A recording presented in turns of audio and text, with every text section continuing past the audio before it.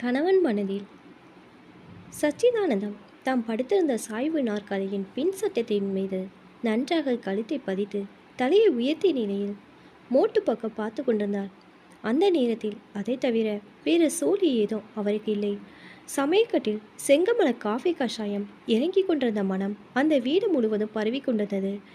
வடிகட்டியின் மேல் அவள் பொட்டு பொட்டு என்று கரண்டியால் தட்டி கொண்டிருந்த ஓசையும் கேட்டது. டிகாஷன் இறங்க மாட்டது போல சற்று பொறுத்து நல்ல காய்ந்த வாசனையும் வாசல் பக்கம் நோக்கி வரலாயிற்று. இன்னும் சற்று பொறுத்து வெங்காயம் கலந்த எதுவோ மசால் வடையா அல்லது வேறு எதுவா தெரியவில்லை. எண்ணெயை சுருட்டு விழுந்து வெந்த வாசனையும் அவரை வந்தடைந்தது. புறக்கழுத்தில் லேசாக வலித்தது. படியில் புத்தகத்தை வைத்துக்கொண்டு வெகு நேரம் படித்ததால் விளைந்திருந்த கழுத்து வெளியை போக்கிக் கொள்வதற்காக தான் அவர் நாற்காலியின் பின் சட்டத்தில் கழுத்தை பின்புறமாய் சாய்ந்து கொண்டு கொஞ்சம் நேரம் படுத்து கொண்டிருந்தாள். ஆனால் இன்னும் கழுத்து வலி அறவே போய்விடவில்லை. முணுக்கென்று வலித்து கொண்டுதான் இருந்தது. முந்தியெல்லாம் எம்புட்டு நேரம் படிப்பேன், கண்ணும் எரிஞ்சதில்லை, கழுத்து வலிச்சதில்லை. இப்போ என்னடாண்டா, இப்போ என்ன ஆயிடுச்சு? ஒன்றும் ஆகலை, ரிட்டையர் ஆயிருக்கேன், அம்புட்டுதான். ரிட்டையர் அதுக்கு முந்தி அதுக்கு நாள் வரைக்கும் கூட தெம்பாக தான் இருந்துச்சு. இந்த உடம்புக்கு திடீர்னு என்ன ஆயிடுச்சு? புறங்கழுத்தை கைகளால் மாற்றி மாற்றி நீவி விட்டபடி அவர் சிந்தனையில் ஈடுபட்டார். ரிட்டையர் ஆகிறவங்க சலிப்பு தான் நம்மை இப்படியெல்லாம் பலகீனப்படுத்துது. இனிமே நம்மால் எது ஒன்றுக்கு பிரயோஜனம் இல்லைங்க நினப்பு தான் என்னை திடீர் கவலை ஆக்கி பிடிச்சு. அவர் மெல்ல இருந்தார். கொல்லைப்புற போக வேண்டியது இருந்தாலும் அதற்கு முன்னால் சமையற்கொட்டைக்குள் நுழைந்து செங்கலமலம் செய்து கொண்டிருந்த சிற்றுண்டி இன்னது என்பதை தெரிந்து கொள்ள விரும்பியவராய் அவர் நுழைவாரில் தொங்கிக் கொண்டிருந்த திரையை சற்றே உருக்கி உள்ளே முகத்தை மட்டும் நீட்டினான். தாத்தாவின் முகம் தெரிந்ததும், ஆயா தாத்தா வந்துட்டாரு என்று அங்கு தலைக்கொரு வட்டிலை கையில் ஏந்தி கொண்டு ஏற்கனவே நின்றிருந்த பேரை பிள்ளைகள் குரல் கொடுத்தன. தாத்தாவுக்கு ஒன்றும் அவசரம் இல்லை, இப்போ நீ முதல்ல தின்னுட்டு போங்க, பிறகு அவருக்கு கொடுக்கலாம் என்று செங்கமலை சொன்னது. தாத்தா தங்களுக்கு முன்னால் தின்பதற்கு போட்டைக்கு வந்து விட்டதாக கசந்து குரல் எழுப்பிய பேரப்பிள்ளைகளின் அந்த கசைப்பை போக்குவதற்காக தான் என்பது அவர் குரலில் வெளிப்பட்ட சுல்லாப்பின் விளைவாகோ என்னவோ அவருக்கு புரியாமல் அந்த சொற்கள் சுருக்கென்று ஊசிகளாக அவர் நெஞ்சுக்குள் பாய்ந்தன. அவர் குழந்தைகளுக்கு முன்னால் செங்கமலம் தம்மை அவமானப்படுத்தி விட்டதாக கசந்து முகம் சுளித்து அவசரமாக அப்பால் நகர்ந்தார். இரும்பு சட்டியில் செவசெவென்று புரிந்து கொண்டிருந்த மசால் வடையின் நேர்முக தரிசனம் தம் நாவினரின் ஊற செய்து உமிழ்நீரை கொல்லைப்புற சாக்கடையில் தூவென்று துப்பிய அவர் உள்ளத்தில் விவரிக்கொண்டாத சடவு தோன்றியது. கால் கழுவி திரும்பிய சச்சிதானந்த சமயக்கட்டின் புறம் தலை திரும்புவதை தவிர்த்துவிட்டு திண்ணியை அடர்ந்து தமது சாய்வு நாற்காலில் அமர்ந்தார். பேரப்பிள்ளைங்க ஏற்கனவே வாண்டு பயங்க, அவங்க எதில் என்னை தூக்கி எறிஞ்ச போல. அப்படி பேசணுமா? அதுங்களுக்கு என்ன மறுவாதம் இருக்கும் என் மேலே? இவ இப்படி பேசுகிறனால தான் அதுங்களுக்கு கூட தாத்தானா இலக்காரமாக இருக்குது. பேரப்பிள்ளைகள் எனக்கு சின்னது, அவனுக்கு பெருசு என்று அடித்து கொண்ட இரைச்சல் அவர் செவிக்குள் வந்து விழுந்தது. இரைச்சல் இன்னும் கிளந்தது. மசால் வடையின் அடுத்த ஈடு வேக தொடங்கிவிட்ட வாசனை முனையும் மிகுதியாக அவரது நாசியை வெறித்ததில் காலை 10 மணி உணவுக்கு பிறகு எதையும் ஏற்றியதாக அவரது காலியாகி போன இறப்பை இரைச்சல் போட தொடங்கிட்டு 4 பேரப்பிள்ளைகளுக்கும் இட்டு நிரப்ப இன்னும் 2-3 ஈடுகளாவது போட்டெடுத்து ஆன பிறகுதான் தமக்கு அழைப்பு வரும் என்கிற நினைப்பு அவரது கால்பை மிகுதிப்படுத்திட்டு அந்த நேரத்தில் யாரோ படியேறி வந்த செருப்போசை அவருக்கு கேட்டது. மகள் சரசுவும் இன்னொரு பெண்ணும் பேசிக்கொண்டு திண்ணையில் ஏறினார்கள். அன்று சனிக்கிழமை என்பது மகளை பார்த்துதான் அவருக்கு நினைவுக்கு வந்தது. மணி 3 நெருங்கி கொண்டிருந்தது. அன்று அவளுக்கு அரை நாள் வேலைதான். கூடவே ஒரு தோழியையும் அழைத்து வந்து அவளை பார்த்ததும் மசால் வடை இப்போதைக்கு தமக்கு கிடைக்காது என்று அவருக்கு தோன்றிவிட்டது. அவரது எரிச்சல் கட்டுக்கடங்காத நிலையை அடைந்தது. அந்த எரிச்சலில் எங்கள் ஆஃபீஸ் பொண்ணு அப்பா கமலான்னு பேரு என்று அந்த பெண்ணை மகள் சரசு தமக்கு அறிமுகப்படுத்திய போது அந்த பெண் மரியாதையாக கும்பிடுவதற்கு பதில் வணக்க கூட செய்யாமல் புன்னகையற்ற முகத்தை சற்றே அசைத்து மட்டும் விட்டுவிட்டு அவர் வளர்ந்து விட்டார். தோழியுடன் உள்ளே போன சரசு, ரிட்டையர் ஆனதுலேருந்து எங்கள் அப்பா ஒரு மாதிரி ஆயிட்டார்டி கமலா, நீ ஒன்றும் தப்பாக எடுத்துக்காத என்று தனிவான குரலில் சொன்னதும் அவருக்கு கேட்டது. அதற்கு பிற்பாடு அவரது எரிச்சல் இன்னும் மிகுந்தது. அவர் கண்களை மூடிக்கொண்டு விட்டாள். சில வினாடியோ பொழுது கழிவதற்குள் மறுபடியும் யாரோ படியேறி வருகிற சத்தம் கேட்டு அவர் கண்ணை திறந்தாள். மகன் பாபு அலுவலகத்திலிருந்து திரும்பியிருந்தான். அரை நாள் விடுப்பு எடுத்துக்கொண்டு வந்திருந்தானாம். வருட முடிவுக்குள் விடுப்பை எடுத்து முடித்துவிட வேண்டுமாம். எஞ்சியிருந்த அரை நாளை இப்போது எடுத்து கொடுத்து விட்டானா? சிற்றுண்டி அருந்துவிட்டு சினிமாவுக்கு போகிறானாம்.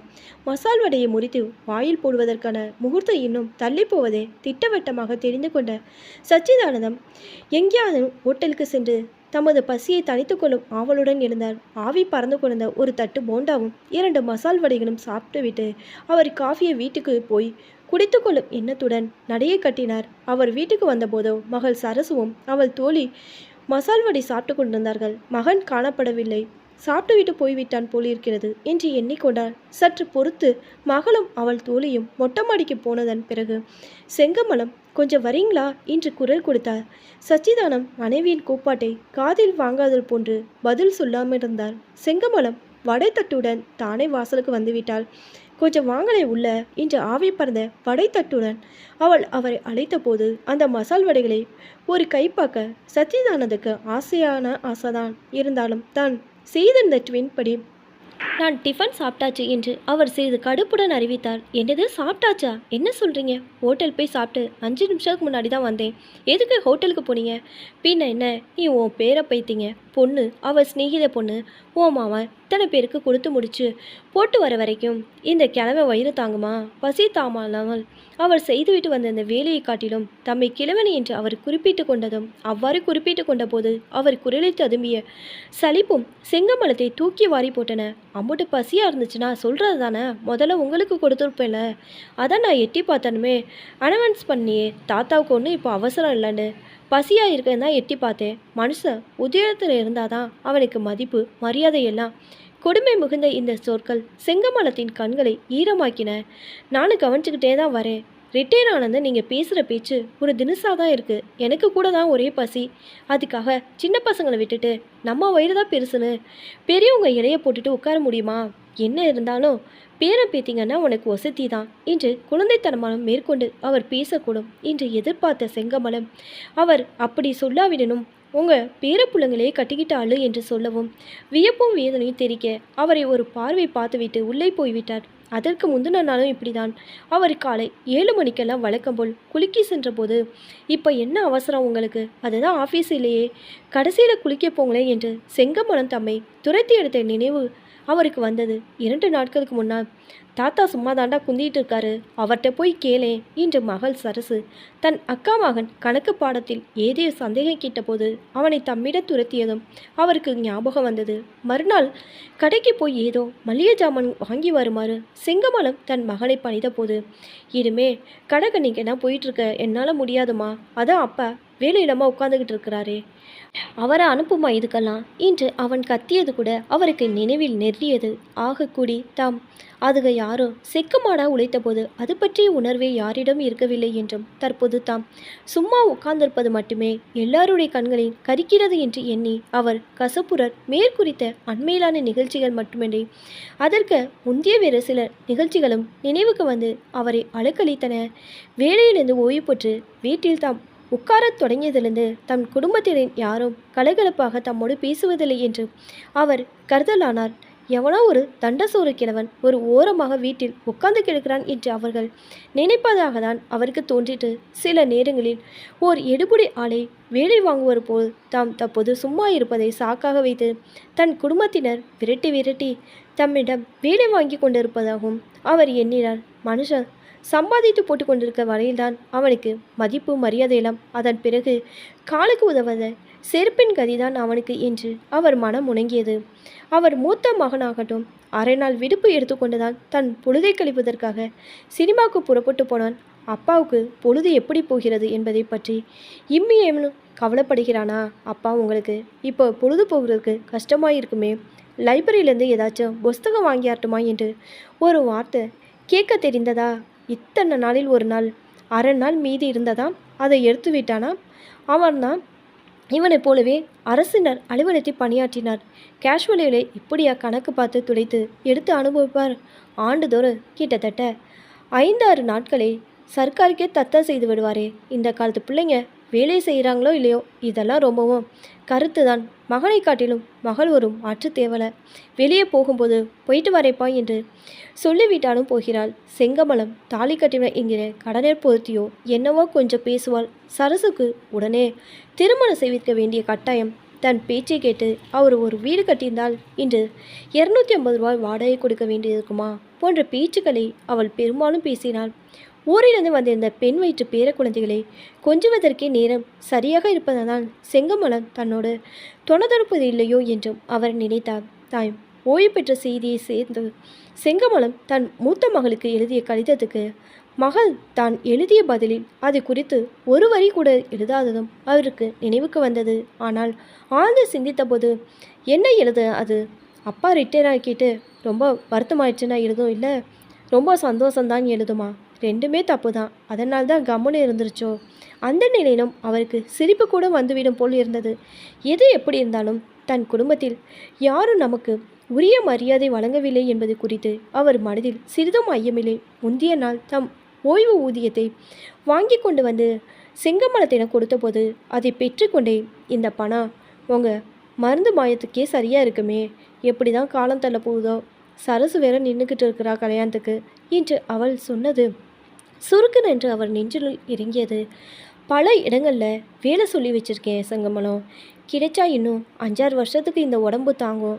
நானும் வேலை தேடிக்கிட்டு தான் இருக்கிறேன், பல பேர்கிட்ட சொல்லி வச்சுருக்கேன் என்று விளக்கம் தெரிகிற தோரணையில் அவர் சொன்னபோது, ரொம்ப அழகாக இருக்குதே, நீங்கள் எதுக்கு வேலைக்கு போகிறது? ஆச்சு, நம்ம சுந்தரத்துக்கும் ஒரு வேலை கிடச்சிருச்சுன்னா கவலை இல்லை என்று செங்கமலம் பதில் சொன்னாள். ஆனாலும் அவர் மனதுக்கு அது ஆறுதலாக இல்லை. தாம் ஏதோ வேண்டாத சுமையாக்கி போனதாகும், அதனாலே யாரும் தம்மை சட்டை செய்வதில்லை என்றும் அவருக்கு தோன்றலாயிற்று. எல்லோரும் தம்மை புறக்கணிப்பதாக அவர் நினைத்து கொண்டார்.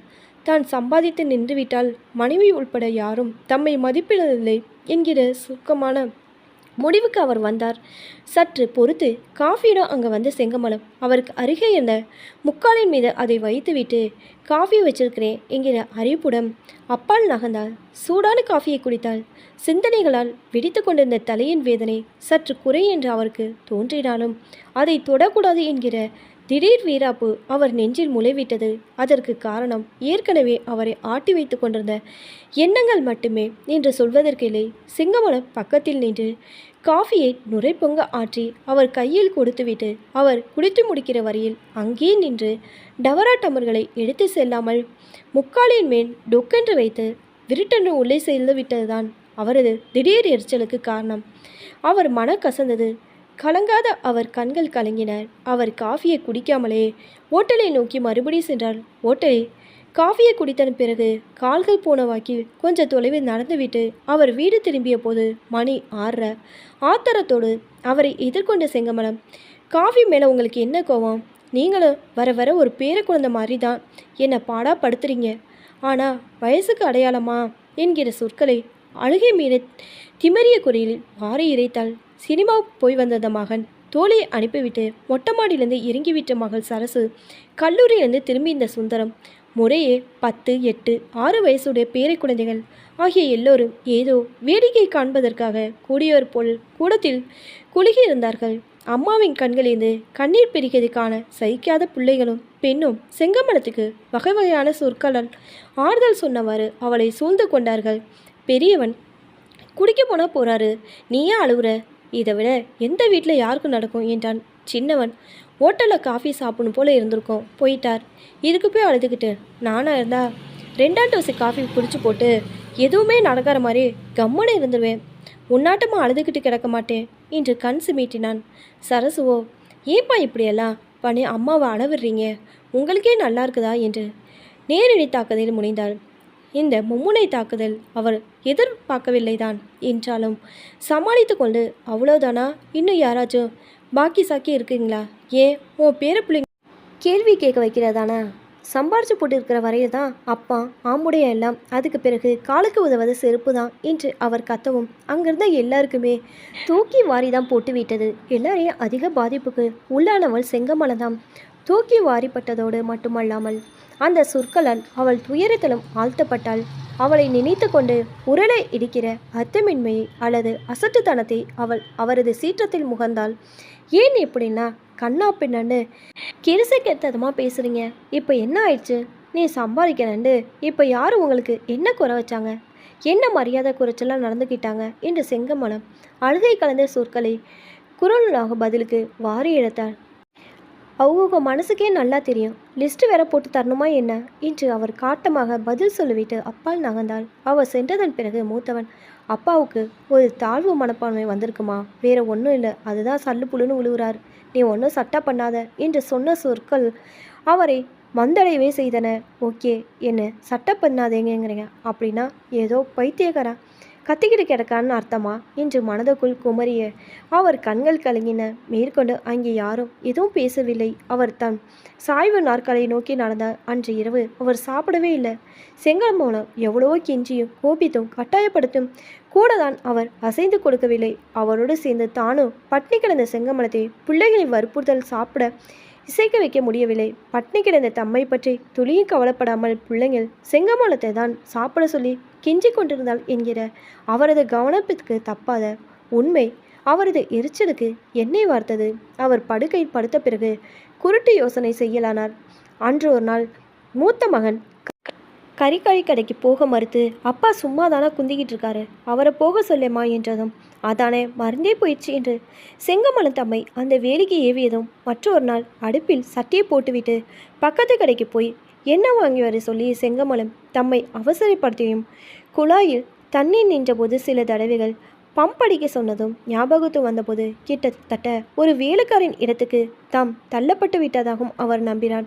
இந்த நம்பிக்கையால் அவர் அன்று இரவு பட்ட மன துன்பம் கொஞ்ச நஞ்சென்று இரவு சுமார் 1 மணிக்கு இருந்து கொல்லை பக்கம் போயிட்டு வந்து படுத்த அவர் திடீரென தோன்றி முடிவுடன் இருந்தான். விளக்கை போட்டால் யாரனே விழித்து கொண்டு விடும் என்பதால் அறிக்கை விளக்கை ஏற்றி வைத்து கொண்டு அவர் மனைவிக்கு கடிதம் எழுதினாராம்.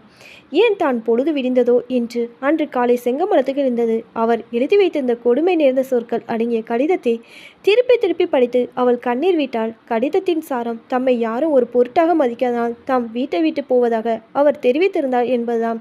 உத்தியோகத்தில் இருந்த சமயம் மாலையில் நான் வீடு திரும்பியதும் காஃபியை கொண்டு வரும் நீ தானே பக்கத்தில் நின்று அதை ஆற்றி கொடுத்துவிட்டு தான் குடித்து முடிக்கும் வரை பக்கத்திலே நின்று டம்ளரை வாங்கி செல்லும் வழக்கமுள்ள நீ இப்போதா அநேகமா அப்படி செய்வதில்லை. நேற்று கூட டொக்கனர் காஃபியை முக்காலி மேல் வைத்துவிட்டு போய்விட்டாள். நீ எந்த அளவுக்கு என்னை அலட்சியப்படுத்துகிறாய் என்பதை உனக்கு எடுத்துக்காட்டுவதற்கு இது ஒன்று சொன்னால் போதுமானது என்று நினைக்கிறேன். கொண்டவள் தூற்றினால் கூரையும் தூற்று என்பது நான் உன் சமீபத்திய அலட்சிய போக்கிலிருந்து அறிந்து கொண்ட புதுமொழி. கடிதத்தின் இந்த பகுதி அவளை துடிதுடிக்க செய்துவிட்டது. அவளால் நம்ப முடியவில்லை. என்ன யோசித்தும் தான் அவரை அலட்சியப்படுத்தியதாக அவளுக்கு தெரியவே இல்லை. இதனால் அந்த குற்றச்சாட்டை அவளால் ஒப்புக்கொள்ள முடியவில்லை. இந்த வரிகளை முதல் தடவை படித்தபோது அவள் வாயிலிருந்து புறப்பட்ட சொல் அட பாவி மனுஷா என்பதை தான். பார்த்தீங்களாடா உங்கள் அப்பா செய்திருக்க காரியத்தை, நேற்றுக்கு வடை தீஞ்சு போயிட போகுதுன்னு காஃபியை வச்சுட்டு ஓடியாந்துட்டேன். அன்னைக்கு ஒரு நாள் பால்காரை கூப்பிட்டான்னு ஓடினேன். இன்னொரு நாள் பால் பொங்குற போகுதேன்னு ஓடினேன். வேலையில் இருந்தப்ப 6 மணிக்கு வீட்டுக்கு வருவார். நானும் வேலையெல்லாம் முடிச்சு போட்டு சாவாசமாக இருப்பேன். அவர் குடிச்சு முடிக்கிறது மட்டும் நின்றுக்கிட்டு இருந்து காஃபி டம்ளரை வாங்கி போவேன். இப்போ 3 மணிக்கெல்லாம் காஃபி போடுறேன். எவ்வளோ அமங்கலமான நேரம் அது. பேர பிள்ளைங்க வேற வந்திருக்கிறாங்க.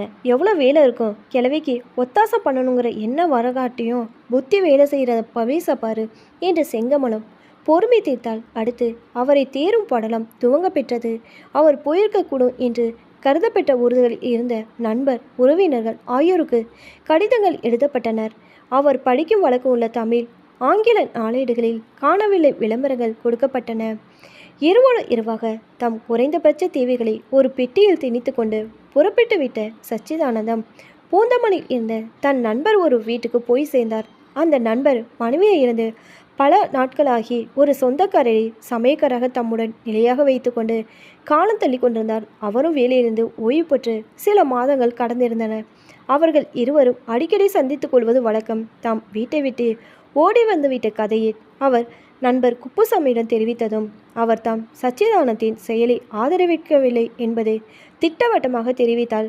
ஓய்வு பெற்றோருக்கே உரிய தாழ்வு மனப்பான்மை அவரை ஆட்டி வைத்து கொண்டிருப்பதாக குப்புசாமி சொன்னபோது சச்சிதானந்துக்கு அப்படியே இருக்குமோ என கன நேரம் போல் ஐயம் ஏற்பட்டாலும் தன் குடும்பத்தின் அலட்சிய கோபத்தோடு தொடர்பு கொண்ட நிகழ்ச்சிகள் பற்றி வந்த நினைவுகளை அவர் தவிடுபொடியாக்கிவிட்டது. ஓடி வந்து ஒரு வாரத்தில் அவர் தம்மை கண்டுபிடித்து கொடுப்பதற்கு 500 ரூபாய் வெகுமதி அளிப்பதாக அறிவித்தது. தன் மனைவி மக்களும் செய்திருந்த விரமங்களை காண நேர்ந்தது. அவரது புகைப்படத்தின் கீழ் எழுதப்பெற்றிருந்த உருக்கமான சொற்களை படித்து அவர் குரூரமான மனநிறைவை நுகர்ந்தனும் அவர் மனதில் இலக்கம் ஏற்பட்டு விடவில்லை.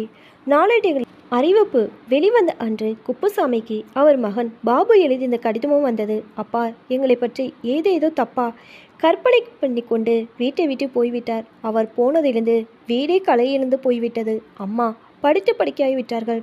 என் தங்கச்சி அழுத வண்ணம் யாருக்கும் சாப்பிடக்கூட பிடிக்கவில்லை. மொத்தத்தில் வீடு வீடாக இல்லை. அவரை நீங்கள் சந்திக்க நேர்ந்தால் விஷயம் தெரிந்ததாக காட்டிக்கொள்ளாமல் அவரை எப்படியாவது தயவுசெய்து இருத்தி வைத்து கொள்ளவும். பின்னர் எனக்கு தகவல் கொடுக்கும். நான் வந்து அழைத்து போகிறேன் என்கிற சொற்களை அக்கடிதத்தில் படித்தபோது சச்சிதானந்தா கொஞ்சம் உணர்ச்சி வசப்பட்டார்தான். அந்த சொற்களை விரவி நின்ற பின்பும் அன்பும் உண்மையும் அவரை ஓரளவு நிலக்குலை செய்துவிட்டன. இல்லாத ஒன்றை கற்பித்து கொண்டு அதை விளைவுகளான உணர்ச்சிகளை மிகைப்படுத்தி கொண்டு விட்டோமோ என்கிற ஐயம் முதன்முறையாக அவர் உள்ளத்தில் இருந்தது. இருந்தாலும் பிரிதாவும் தன்மதிப்பும் அந்த கடிதத்தை அவர் பொருட்படுத்தவாது செய்தன. கடிதத்தை மடித்து குப்புசாமியிடம் கொடுத்து அவர், டே குப்பு, இது என் சுய கௌரவ பிரச்சனை, தயவுசெய்து என்னை காட்டி கொடுத்துடாதடா என்று கேட்டுக்கொண்டார். டே சச்சிதானா, என்னதான் நீ அவங்க உன்னை அலட்சியம் பண்ணுறதா நினச்சாலும் நீ உள்ளூர நொறுங்கிட்டு இருக்கிறதா எனக்கு நல்லா தெரியும். எப்படியும் நீ திரும்பி போய் தான் ஆகணும். உனக்கு 1 மாதம் டைம் கொடுக்குறேன். அதுக்குள்ளே நீயே கிளம்புற வழியை பாரு, இல்லைனா நானே கடுதாசி போட்டுருவேன் அவங்களுக்கு என்றார் குப்புசாமி மிரட்டலாக. மேலும் 15 நாட்கள் சென்றன. எல்லா நாளிலும் இன்னொரு அறிவிப்பு வந்தது. உங்கள் மகளுக்கு திருமணம் நிச்சயாகும் போல் இருக்கிறது. உடனே வரவும். நீங்கள் ஓடிப்போனது தெரிய வந்தால் பெண்ணின் திருமணம் தடைப்படும். இதை உத்தேசித்தாயினும் உடனே வரவும். செங்கமலம். இதை பார்க்க நேர்ந்ததும் சச்சிதானந்தம் உண்மையில் பதறிப்போனாள். தன் மகளின் திருமணத்துக்கு தாம் தடையா இருக்கலாகாது என்கிற எண்ணம் ஒரு பக்கம் இருக்க, பெருவாற்றமை உள்ளூர் அவரை உருகி கொண்டிருந்த நிலையில் அவர் தமது கௌரவத்தை மூட்டை கைத்துவிட்டு உடனே ஊர் நோக்கி புறப்பட சித்தமானார். குடும்பத்தினரின் முகலின் எப்படி விழிக்கப் போகிறோமோ என்கிற நினைப்பு அவரை வெக்கத்தில் மூழ்கடித்தாலும் அவரால் அதை ஒரு பொருட்டாக நினைத்து தமது பயணத்தை ஒத்தி போட முடியவில்லை. அவர் மறுவண்டி பிடித்து கிளம்பினார். முன் தகவல் கொடுக்காமலும் ஓசைப்படாமல் வந்து நின்ற சச்சிதானத்தை கண்ணுற்றதும் கூடத்தில் ஒரு ஓரத்தில் சுவரில் சாய்ந்து உட்கார்ந்திருந்த செங்கமலம் ஓவென்று குரல் எடுத்து ஆனால். அன்று ஞாயிற்றுக்கிழமை ஆதலால் பிற்பகல் 1:30 மணி ஆனதால் எல்லாருமே அந்த நேரத்தில் அங்கே இருந்தார்கள். மூத்த மகன் வாங்கப்பா என்று வாய் நிறைய கூப்பிட்டான். உணர்ச்சி வசப்பட்டு மிக விரைந்து வந்து அவர் அருகே நின்று அவர் தோலை தொட்டான். மகனுடைய விரல்களை தொடுகை அவரை என்னவோ செய்தது. அவன் கண்களை தேங்கி நின்ற கண்ணீரை பார்த்து அவர் திகைத்து போனார். அடுத்தவன், எங்கப்பா போயிட்டீங்க, எங்களெல்லாம் விட்டுப்புட்டு என்று அதட்டலாக கேட்டாலும் அந்த அதட்டலில் அவனது அன்பு மனதை அவர் கண்டாள். மகள் சரசு ஒன்றும் பேசாமல் தாயிடம் சேர்ந்து கொண்டு விம்மலானாள். பேரப்பிள்ளைகள் அங்கே இல்லை. விடுமுறையை கழிக்க வந்திருந்த குழந்தைகள் ஊருக்கு போய்விட்டிருப்பார்கள் என்று அவர் யூகித்தார். ஓர் அசட்டு சிரிப்பு சிரித்துவிட்டு அவர் ஜாடையாக செங்கமலத்தை நோக்கினார். அவள் பாதி உடம்பாகி இருந்தால் எல்லோருமே மகிழ்ச்சி கொண்டிருந்தாள் என்று தோன்றிட்டு வீடே ஏதோ சாவு நடந்துவிட்ட மாறி தெரிந்தது. எல்லாம் தமது பிரிவினால்தான் என்று புலம்பப்பட்ட போது அவர் பெரிதும் வரிந்து கழிவிறக்கம் பெற்றாள். அழுகை போந்து பேசுவதற்கு தெம்பு வந்ததும், இதை பாருங்க, நாங்கள் எப்படி உங்ககிட்ட நடந்ததுக்குங்கிறத விவரமாக மனசு விட்டு சொல்லிவிடுங்க. என்னென்னத்தையோ நீங்களா கற்பனை பண்ணிக்கிட்டு எங்களை இப்படியெல்லாம் தவிக்க விடாதீங்க என்று செங்கமலம் மன்றாடினாள். சச்சிதானந்தம் ஒன்றுமே பேசவில்லை. சற்று பொறுத்து, சரசுவுக்கு பார்த்துருக்கிற பையன் யாரு, என்ன பண்ணிக்கிட்டு இருக்கான், என்ன படிச்சிருக்கான் என்று அவர் கேட்டமும் செங்கமலத்தின் முகம் சற்றென மலர்ந்தது. அவள் வாய் விட்டு சிரித்தவளாய், அதெல்லாம் சும்மா டூப்பு, சரசுக்கு கல்யாணங்கள் போட்டாதான் நீங்கள் வருவீங்கன்னு அப்படி பொய்யா போட்டுச்சு என்றாள். சச்சிதானந்தின் முகத்துக்கு இரத்தம் ஏறியது. தம்மை எப்படியாவது திரும்ப செய்துவிட வேண்டும் என்பதற்காக அவர்கள் அவ்வாறு விளம்பர செய்தில் தம் மீது அவர்கள் கொண்டிருந்தும் வெளிப்பார்வைக்கு சற்றென புலப்படமான அன்பு வெளிப்பட்ட உண்மையை இப்போது புரிந்து கொண்ட அவருக்கு மிகுந்த வெட்கமும் வேதையும் தமது மடமையின் மீது சற்று சினமும் கூட தான் ஏற்பட்டன. தமது அசட்டுத்தனம் நிறைந்த ஓடலை நினைத்து களி இறக்கமுற்றதாலும் மிகுந்த நிம்மதியுடன் தமது சாய்வு நாட்களை நோக்கி நடந்தாள். செங்கமலம் காஃபி கொண்டு வருவதற்காக சமையலறை நோக்கி நடந்தாள்.